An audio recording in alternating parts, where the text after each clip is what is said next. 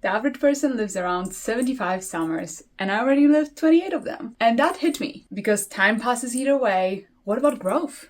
What has changed? It takes intention. I'm turning 29 in a week, and it made me pause and think about everything this past decade or even 15 years taught me as an adult. From toxic relationships to vision boards, self-doubt to self-trust. Here are 28 things I've learned before turning 29. Let's get started. Let's begin with foundation, relationship with yourself, meaning myself. These are the truths I've learned about self-growth, discovering myself, working on myself, and owning my journey. Because at the end of the day, none of this starts without anyone else than you. And yeah, you don't need to be ready. You just need to start.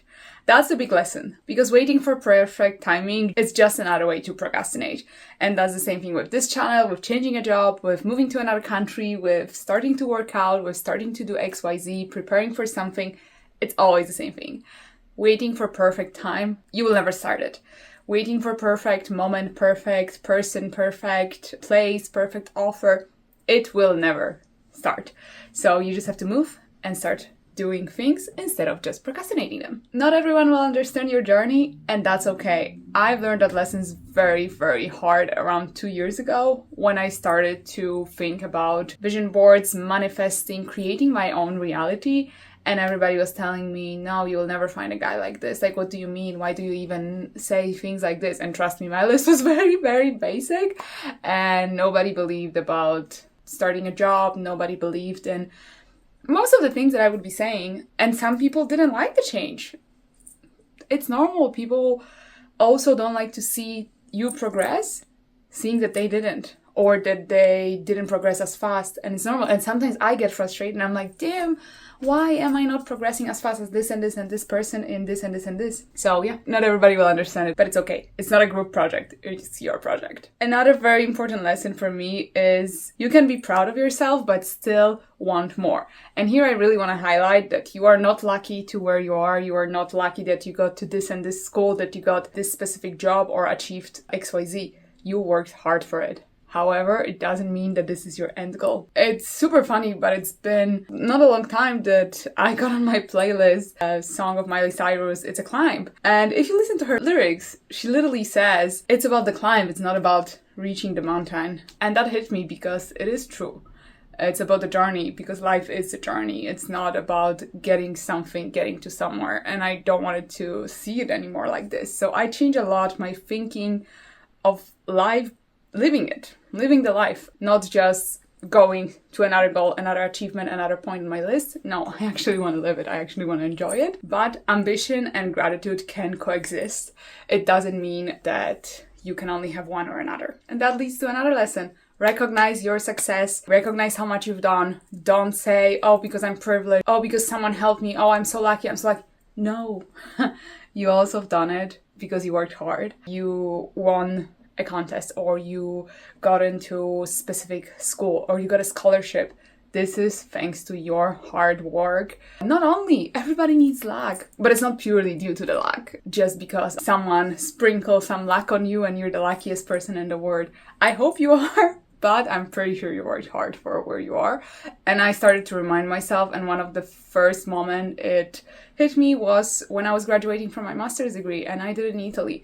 In Poland, we don't really celebrate graduating from university. It seems like it's like this. Nothing. Why would you celebrate? In Italy, every single person throws at least a little party. They get a freaking crown on their heads from tree leaves, and families are celebrating. And it's a big deal that someone graduated. In Poland, we see it like, oh yeah, you graduated, whatever. No, this is not just whatever. You graduated university, you did your bachelor degree, you did your master's degree. And I really started to think that there are the things in life that you have to celebrate. And it was the same with my boyfriend. When I got promoted, he was like, yeah, we have to go out for a dinner to celebrate it. And the same my friends, yeah, let's get a drink for it. So yeah, it's something that I think we have to recognize more often. Another thing is your 20s are as much for unlearning as for learning. If you are unlearning something, some behavior, some situations from your life that make you think certain way, 20s are the best time to do it, but you cannot have everything figured out by 20s. And you will not have it figured out by 30s. I haven't lived in my 30s yet, but I truly believe that until the day we die, we are not having everything figured out. And we are getting hopefully wiser and we gain experience. But yeah, it's not so easy. It's not that you have answers for everything. But more and more you work with yourself and more you analyze your behaviors, your patterns, how certain things affect you, and start to live your life a bit different. Challenge yourself how to do it differently, how to meet different people, how to change your daily routine is just beneficial for you. Another thing is you are allowed to change your mind. And for a long time, I really thought that once you have an idea, you cannot change it. Yes, you can. However, don't flip-flop. Don't say one day this, another day that, and then come back to the first thing, or don't change it from group to group, because then nobody knows who you are. I assume including you. So yeah, you can change your mind, but don't flip-flop, and maybe think why you change your mind. Who make you change your mind? What truly you believe in, not what someone said on the internet or some of your friends or family did. And the lesson that's gonna kind of join two of the parts for the growth and the next part that it's gonna be more about friendships, dating, and love is a very important lesson of you are the one who teach people how to be treated. So if you allow people to push you over, they will continue to push you over. If you allow people to talk over what you have to say, they will continue to do it. If you make people see that you're just another person, they will treat you like this. So if you want to stand up for yourself, do it. Don't just only think it. The biggest change is when you actually start doing something, when you actually take an action. So yeah, think about it. And this smoothly way, we can move to the next section of my lessons, which is about love and connections that can teach us a lot, sometimes more beautifully, sometimes more painfully, depend who you're gonna have in your life. And here is what I've learned from navigating friendships, relationships, situationships, toxic situations, learning what real love should feel like. Starting with something that I already spoke about here many times, not every friendship will last forever. They're not meant to be. There are people who are meant to come to your life and go out of it after a week, month, year, 3 years, doesn't matter. They were meant to be for a period of time, one chapter of your life, maybe two, and it's fine. Let them go. Write them a letter. Don't send them. Burn the letter or whatever, but they were just not meant to be, and it's okay. You don't have to overthink too much about it. Even if I do, I still overthink friendships that I had years ago and why they ended and what happened. But most of the days, I just don't think about them. And one day maybe I will not think at all. The next one is very tough lessons for your friendships, relationships as well. It's okay to outgrow people. And as I mentioned earlier, sometimes people get annoyed because you outgrew them. Sometimes you get annoyed because they are stuck in the same spot and you try to push them and you try to shake them to tell them what's going on. Or sometimes they're just slower than you and they will come and you will be shocked that after, 6 months or a year, they're exactly in the same spot as you because they had slow start and then they skyrocketed and you had a skyrocket start and then you plateaued. And it's fine. It's fine. Just don't surround yourself with people who bring you down. And remember, you don't owe anyone yourself. So you don't owe them your past self. You don't owe them your future self. You are who you are and it's okay. It's great. You're somewhere on the path. And if they match it, great. If they don't, also great. If you're still somehow fitting with each other, amazing. If not, maybe it's time to move to the next chapter. Huge game changer was when I started to pay attention how I feel around certain people. Around people who are always complaining. And trust me, I'm one of those people who complain, but I really try to complain less. I try not to be around people who are always complaining, mostly at work. Really, that's a huge thing. If you feel bad around people at work, think twice. What are you doing with your life? And what is your goal? And why are you at this specific spot? If your best friend is bringing you down, do the same thing. It's not my case, but it was my case with my ex. He was not the most supportive person. And he's my ex now, but it took me a while to understand it. Talking about men, if a man is confused or doesn't know, the answer is no. Or yes, whatever is the bad answer. Uncertainty is not romantic. It's a red flag. And I know now people say everything is a red flag. Not everything. But being uncertain about every single thing, including do you want to be in a relationship?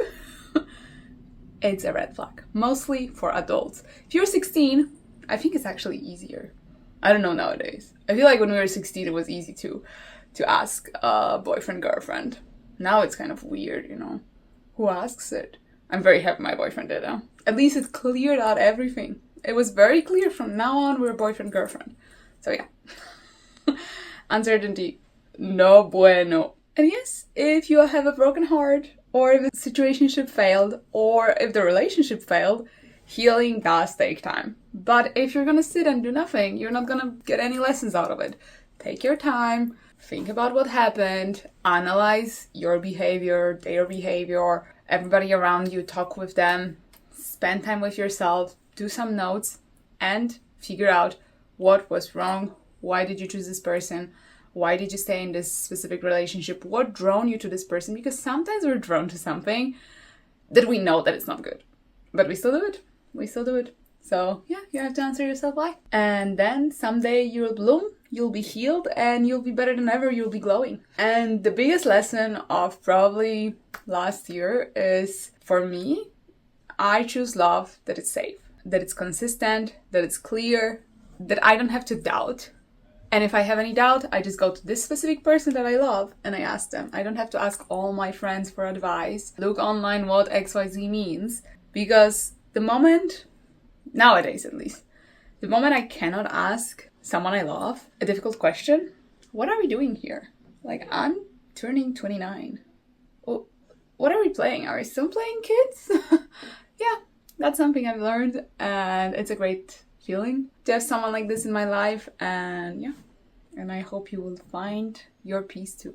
And this way we move to the next section about self-worth and mental health, because your inner world matters as much as your outer world, and this section will remind you about recognizing your worth, setting boundaries, and learning how to nurture your mental and emotional health. And we're starting with cliché. To love yourself is to prioritize yourself. Yes, you are the most important person in your life. If you don't take care of yourself, how can you take care of someone else? When you're in a plane, they tell you, if the masks are going down, put the mask on yourself and then put it on anybody else who needs it, for example, a kid. You cannot help anybody else if you're the one who is drowning. And self-care is not selfish. It's necessary. If you're a wreck, you cannot help anyone. You're just gonna go down, down, down, down, down until the worst happens. You hit the lowest of the lowest. Moving to learning your emotions.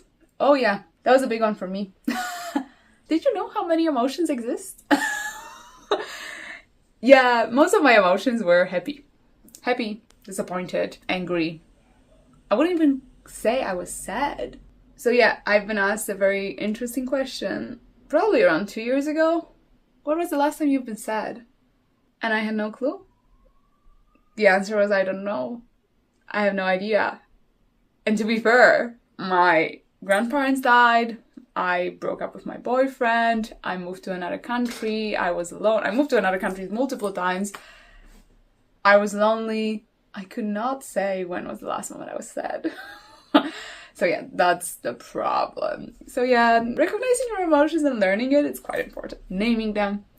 Yeah, that's a big lesson for me, definitely, for these years before 30. Next one is stop playing a victim in your own life to everybody else. Yeah, lately it's been a trigger for me. Everybody who plays a victim, because I used to do it too, triggers me, and that's something I will work on. However, yes, stop playing a victim. You're not most of the times. There are situations that you are, and it's good. Bad for you, but good to recognize it, but not always. You're not a victim because of every single thing that happened to you in your life. Stop, please. At least I did, and it helps. It helps to see life a bit clearer when you stop saying every sentence you say, stop apologizing for every single thing in your life that you could have done, that you're white, that you're privileged, that you're rich, that whatever. Stop. Stop being a victim of every single thing that happens in your life. I recommend. Next one is make time for things and people that make you giggle and make you laugh, that gives you the smile. Yeah, dedicate the space in your life for it. Joy is productive, laughter is healing, and smiles should come automatically. They should not be faked. And last one for this section is, if you constantly need an advice, are you even making your own decisions? Let it sink in. If you always need advice of someone else to do anything in your life, when is the last time you've made your own decision? Just silence the noise and trust your gut. And you will make mistakes. I did too. But at least there will be your own. And unfortunately, you will not be able to play a victim and blame it on someone else. But yeah, that's part of it. Owning your life, your decisions, your path. And we move to another section where we talk a little bit about woo-woo things, manifesting visions and purpose. And honestly, we all want to live the life of purpose, passion, but it starts here. It starts with your mindset, with your beliefs that are often very, very limiting. And here are the lessons I've learned about dreaming big, creating clarity, as well as manifesting a life I truly believe in. I'll start it with a little story that happened a few weeks ago when I realized that people are even afraid of dreaming. They're so limited in dreaming that even the dreams have boundaries. The dreams, like I'm usually a realist, but if someone asks me to dream, woof, let me dream. Like I'm gonna dream about the biggest thing I can imagine. If you're a person who can imagine that the biggest salary they can get, it's 5,000 per month, it's going to be really, really difficult for you to get a higher salary. Because that's something that you believe that whatever it's above is so unachievable that it will be unachievable. Because your beliefs are so limiting. And that's my lesson. Just push your beliefs. Don't limit them so much. Be a bit open-minded. Be a bit woo-woo. And see what happens. Do it for a few months. It changed a lot in my life, yeah. So going back to lessons, clarity creates momentum. Unclear goals are unclear results. So get specific in your dreams. And yeah, if you don't ask yourself what you want, what is it that you really want? Yeah, sitting down and thinking what you want can be very difficult. Sometimes it can take you a few days. Trust me. And then you move to a stage where you don't manifest what you want, but what you believe in. And it's not about saying it once. It's about becoming it, what you dream about, and letting it in, letting it sink, letting it in your life. And as I said earlier, next lesson would be, don't be afraid of dreaming big. Be a little bit delusional. Not too much, but if it's in your head, then it may happen in your life. I made my vision board, the first one, in 2024, and it's unbelievable how many things just started to unfold. To the level of like putting very random things. I put some board games. We were never playing board games with my friends. Since 2024 we do. And I've met few people who are really into board games. So yeah. Yeah, it sometimes gets weird when you start to see things coming together. Sometimes scary even. Maybe vision boards are powerful. Can be powerful. I have mine on the wallpaper of my phone on the screen, on the lock screen, sorry, and it works. Magic. Next point, very, very, very, very, very, very important. There is no such thing as a wasted experience. Every single experience gives you something. Even if it means you're one step closer to something else, or you make a few steps backward to make a big jump forward. Every single experience counts. They sometimes hurt, but they're great. They're part of your life. They're part of the path. Which leads to quitting is not failure. Sometimes it's just freedom. Sometimes it's a choice. Quitting a situation that makes you feel miserable, quitting a job that it's terrible, quitting a person that it's toxic, quitting a behavior, anything. Maybe it's your step forward to be free. Maybe giving up this one thing will open the door for something much bigger or smaller. So yeah, give it a space. And finally, it's about how we care about our bodies. So we spoke a lot about emotions, feelings, our mindset, our mental health. Now let's talk about our bodies, because this also has changed over years for me. How do we care about the one body we live in for the whole life? The following few lessons are about listening to your body, prioritizing health, finding balance, and eventually feeling good, which is the best motivation to continue. Your body whispers before it screams, but it always keeps the score. The moment your body is a bit weird, you get a few headaches, you feel a little bit tired, you feel a little bit weak. These are the signs. These are the signs to slow down, to change something, to do something, learn to listen to it. Learn to listen what's happening after what. Analyze your body, analyze your life, your daily routine, and what can be changed. Next one is prioritizing sleep. Huge improvement over the years, also thanks to the ring.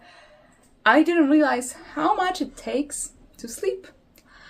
I thought that if I go to bed and I sleep and I wake up 8 hours later, I slept for 8 hours. No. Usually no. Usually this time is much different. Sometimes I wake up before my alarm, but I count like I slept until the alarm. Sometimes it takes me 5 minutes to fall asleep and sometimes it's 15. Sometimes I will wake up at night and I think it takes me like 1 minute, but then it looks like it took much longer. So yeah. Sleep, sleep, sleep, huge life changer. Even if it also changes my life, my situation, because sometimes it means I am yawning and tired at 9-10 p.m. when I'm out with my friends, and yeah, it's okay. It's life. It's my choice to continue to do it. My friends are going to sleep much later than me, and I am not planning yet or ever to not have a social life because of that. So yeah, for now it is this way, but during the week, weekends as well, I try to get at least 8 hours of sleep. Does it happen every day? No. Today, for example, I hit like 7 hours, 45 minutes, and I woke up 1 hour before my alarm. Why? No idea. Maybe the noise outside. Maybe my body didn't need more rest. But at least I try. I give myself time to wind down and I give myself time to sleep. Biggest game changer since 75 Magda, the challenge I made a video about last week, is mobility and eating well. They're worth it. They're worth it. No more back pain. No more laziness. No more, oh my god, I have to work out. It feels good and it's underrated, and sometimes all it takes is walking every day or doing some yoga or finding the sport you like and doing it on and on and on. Because wellness is not about punishment, it's about freedom. It's about feeling good in your body. It's about not being in pain, because your body should not be in pain. Mostly when you're under 30. I don't think that it shouldn't be in pain until much, much longer afterwards. But before 30, for sure not. And I lived a long time with back pain. And it hit me when it stopped. And yeah,